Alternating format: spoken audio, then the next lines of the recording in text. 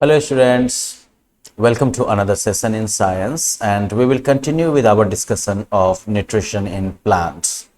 Okay so last time हम लोगों ने सबसे पहले तो हम लोगों ने जो ऑटोट्रॉफिक मोड ऑफ न्यूट्रिशन होता है प्लांट्स में उसके बारे में चर्चा की थी हमने उसमें फोटोसिंथेसिस कैसे होता है ये हमने जाना था। और फिर जो है हम अब हेट्रोट्रॉफिक मोड ऑफ न्यूट्रिशन की बात कर रहे हैं प्लांट्स में, जिसमें कि काफ़ी कुछ चर्चा जो थी वो जो पैरासिटिक प्लांट्स होते हैं उसके बारे में बात हुई थी। और उसके बाद जो हम लोगों ने इंसेक्टिवोरस जो प्लांट्स होते हैं जो कि इंसेक्ट्स वगैरह को जो है as a source of nutrition खाते हैं उनके बारे में हमने जो है बात की थी। आज जो है हम लोग अब सैप्रोफिटिक प्लांट्स के बारे में बात करने वाले हैं। नाउ सैप्रोफिटिक, सैप्रोफाइट का मतलब क्या होता है? इसी लाइक सेप्रोफाइट्स मतलब वो हो गए जो कि डेड या डिकेइंग मैटर्स, ऑर्गेनिक मैटर को जो है कंज्यूम करते हैं। Okay, now you see like there are some plants that derive nutrition from dead and decaying organic matter। यहाँ पर जो है ऑर्गेनिक मैटर पे ध्यान रखना है आपको। जैसे कि डेड प्लांट्स हो गए, एनिमल्स हो गए, ये सब आपके जो है डेड और डिकेइंग मैटर में आते हैं। अब एक चीज आप बताइए कि आपने कभी मशरूम की सब्जी खाई है, या फिर कभी ऐसा हुआ है कि आपके घर पर जो है ब्रेड वगैरह कुछ रखा हो या फ्रूट वगैरह ही रखा हो और उसके ऊपर जो है कुछ ग्रीनिश ग्रीनिश कलर का जो है, ब्लूइश कलर का जो है ग्रोथ आ गया हो, जिसके बाद जो है उसका टेस्ट खराब हो गया हो? वेल, ये जो है actually saprophytic mode of nutrition के एग्जांपल्स हैं। ठीक है, always remember that some plants derive nutrition from dead and decaying organic matter, dead plants or animals, and such plants are called saprophytes। Okay, saprophytes ऐसे organisms हो गए that derive nutrition from dead and decaying organic matter, and this mode of nutrition is called saprophytic mode of nutrition। ये जो mode of nutrition है इसे saprophytic mode of nutrition कहते हैं। saprophytes के एग्जाम्पल हो गए मोनोट्रोपा, मशरूम, ब्रेड मॉल्ड्स, जो ये फफूंदी लग जाती है, ये सब इसके एग्जाम्पल हो गए। अब ये सेप्रोफाइट्स कैसे कंज्यूम करते हैं तो देखिए, the saprophytes release digestive juices on the dead and decaying matter. Okay, saprophytes क्या करते हैं तो वो डाइजेस्टिव जूसेस जो है, डाइजेस्टिव एंजाइम जो है वो जो है इन डेड या डिकेइंग मैटर पर जो है वो रिलीज कर देते हैं, छोड़ देते हैं। और उसके बाद क्या होगा तो these juices act upon and convert organic matter into liquid form। और फिर जो ये डाइजेस्टिव जूसेस जो ये रिलीज करते हैं दूसरे ऑर्गेनिक मैटर पर, तो वो क्या करता है कि वो इस ऑर्गेनिक मैटर को जो है लिक्विड फॉर्म में कन्वर्ट कर देता है, जो कि न्यूट्रिशन का काफी सिंपल वाला फॉर्म है। ठीक है, और उसके बाद ये ऑर्गेनिज्म क्या करते हैं, absorb this liquid and obtain nutrition from it. तो फिर ये ऑर्गेनिज्म जो है वो क्या करते हैं कि वो जो सिंप्लीफाइड लिक्विड फॉर्म में आ चुका है सब्सटेंस, उसको ये जो है एब्जॉर्ब कर लेते हैं और उससे जो है न्यूट्रिशन हासिल कर लेते हैं। तो क्या स्टेप्स हो गए, सेप्रोफाइट्स कैसे जो है अपना न्यूट्रिशन ऑब्टेन करेंगे? तो first of all release of digestive juices on organic matter। ठीक है, इसके बाद क्या होगा, that organic matter is due to that digestive enzymes, उन digestive juices की वजह से organic matter जो है the matter is converted into simplified liquid form. तो जितना भी न्यूट्रिशनल सामान सब है उसके अंदर, जितना भी न्यूट्रिशनल कंपोनेंट है वो जो है सिंप्लीफाइड लिक्विड फॉर्म में जो है कन्वर्ट हो जाएगा, which will be like easy to absorb. उसके बाद जो है फिर क्या होगा, जो सेप्रोफाइट्स हैं absorb the liquid and obtain nutrition. Okay, यही पूरी कहानी है सैप्रोफाइट्स की। तो एग्जांपल्स में अब जो है मशरूम, ब्रेड मोल्ड, मोनोट्रोपा, इन सब का नाम ध्यान रख लीजिएगा। और एक चीज जो यहाँ पर खास है कि आर्मिलेरिया मेलिया जो है वो एक मशरूम का ऐसा काइंड है जो कि बायोल्यूमिनिसेंट है। मतलब क्या हुआ, बायोल्यूमिनिसेंट का मतलब कि ये जो है बायोलॉजिकली जो है ऐसा प्रोडक्ट है जो कि, और ऐसा ऑर्गेनिक मैटर है जिसका कि जो कि अपना लाइट एमिट करता है, जिससे कि लाइट निकलती है। और दूसरा एग्जांपल जो है वो है आर्मिलेरिया ओस्टोएका, जो कि सबसे लंबे लिविंग ऑर्गेनिजम्स में से एक है। So you can keep it more like general awareness stuff. बस सेप्रोफिटिक न्यूट्रिशन को समझना यहां पर आपके लिए बहुत ज्यादा इंपॉर्टेंट था। अब इसके बाद जो है सोर्स ऑफ न्यूट्रिशन के तौर पर जो है कुछ आपको सिम्बायोटिक प्लांट्स मिलेंगे। सिम्बायोटिक रिलेशनशिप क्या होता है? तो symbiotic relationship is a close association of two different organisms. Symbiotic relationship जो है वो दो डिफरेंट ऑर्गेनिज्म के बीच में बहुत ही क्लोज एसोसिएशन होता है। In this association two organisms में mutually benefit from each other. इस एसोसिएशन में, इस सिम्बायोटिक रिलेशन में दोनों ऑर्गेनिज्म जो हैं वो एक दूसरे से फायदा उठा सकते हैं। वैसे इसी चीज गारंटी नहीं है।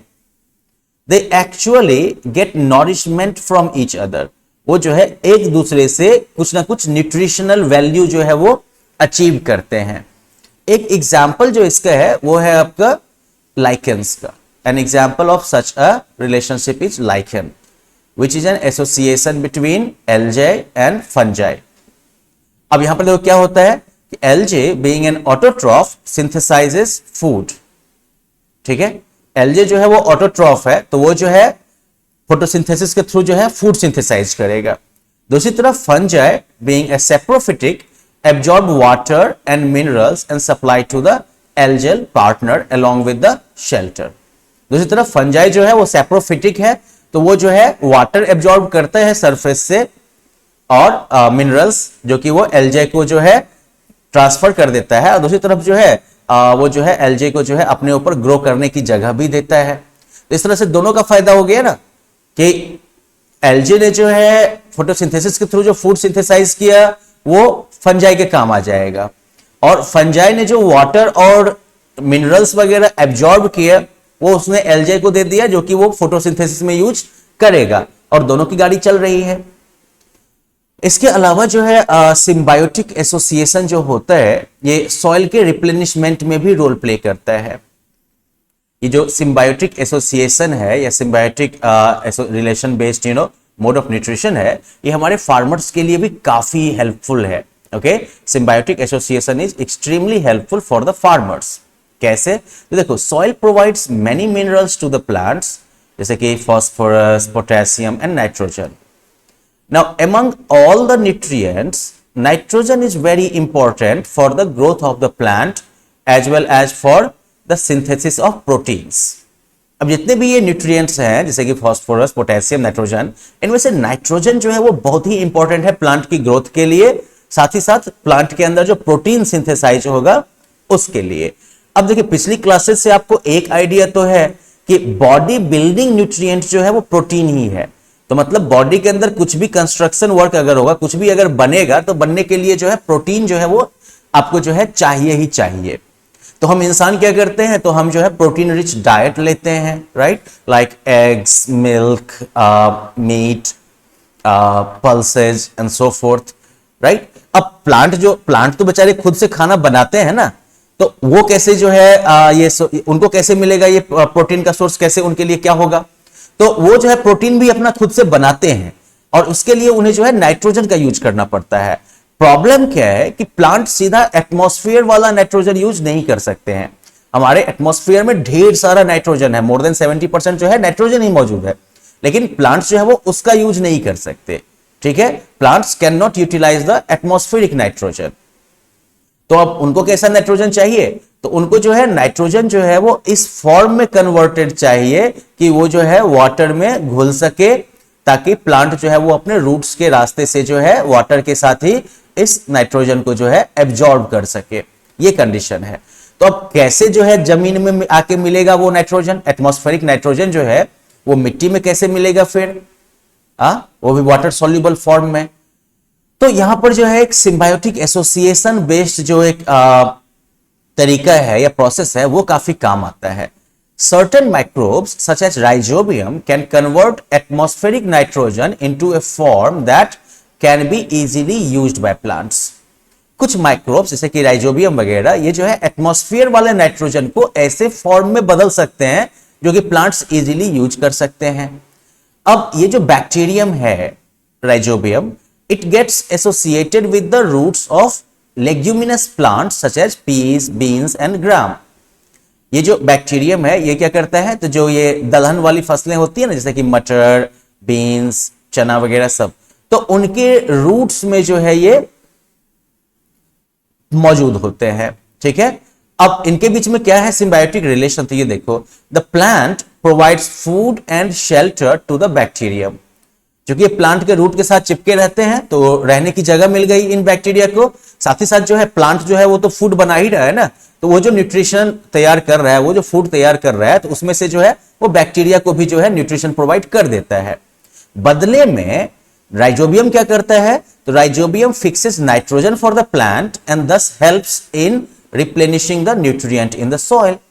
राइजोबियम जो है वो एटमॉस्फेयर में मौजूद नाइट्रोजन को सॉइल में फिक्स कर देता है और इस तरीके से जो है सॉइल की फर्टिलिटी को बढ़ा देता है, सॉइल में न्यूट्रिएंट्स के मौजूदगी को बढ़ा देता है और जिसका यूज जो है फिर प्लांट जो है वो करता है, राइट, प्रोटीन बनाने में। और यही वजह है कि फार्मर्स जो हैं वो दो मेन क्रॉप्स के बीच में, यानी कि मे बी गेहूं और धान के बीच में या इस तरह के नॉर्मल फसलों के बीच में जो है अक्सर जो है दलहन की खेती करते हैं, क्योंकि ये लेग्यूमिनस क्रॉप्स जो होते हैं वो क्या करते हैं, सॉइल में जो है नाइट्रोजन के लेवल को मेंटेन करते हैं और इस तरीके से सॉइल की फर्टिलिटी को मेंटेन करते हैं। So well, I hope that you have understood the symbiotic relationship and you have also understood how this symbiotic relationship help farmers. तो एक बार चलिए हम लोग क्विकली जो है इसको अब रिव्यू कर लेते हैं हेटेरोट्रॉफिक न्यूट्रिशन को प्लांट्स में। तो हेटेरोट्रॉफिक प्लांट्स की अगर बात करिएगा तो पैरासिटिक प्लांट्स आते हैं। पैरासिटिक प्लांट्स ऐसे प्लांट्स हैं जो कि दूसरे प्लांट्स पर जो है रहते हैं और उन्हीं पर जो है अपने न्यूट्रिशन के लिए भी वो जो है डिपेंड करते हैं। जैसे हम लोग के यहाँ जो है वो अमरलत्ती वगैरह सब हो गया। इंसेक्टिवोरस प्लांट्स जो है वो ऐसे प्लांट्स हैं जो कि इंसेक्ट्स को फंसाते हैं और उनको पचा लेते हैं। सेप्रोफिटिक प्लांट्स जो है, सेप्रोफिटिक प्लांट्स कह सकते हो, वो जो है अपना न्यूट्रिशन डेड और डिकेइंग ऑर्गेनिक मैटर से जो है हासिल करते हैं। याद ही होगा आपको, डाइजेस्टिव एंजाइम उनके ऊपर रिलीज करके उनको बाहर में ही जो है बिल्कुल जो है सिंपलीफाइड लिक्विड में कन्वर्ट करते हैं और वहां से सीधा जो है एब्जॉर्ब करके उनको जो है उससे न्यूट्रिशन ऑब्टेन कर लेते हैं, हासिल कर लेते हैं। और फिर सिम्बायोटिक प्लांट्स जो हैं वो क्या करते हैं, तो they have association with other organisms and mutually benefit from each other. उनका एसोसिएशन जो है वो दूसरे ऑर्गेनिज्म के साथ होता है और दोनों एक दूसरे को जो है फायदा पहुंचाते हैं। Okay, so well, that's it for this lesson. I hope that you have understood it all.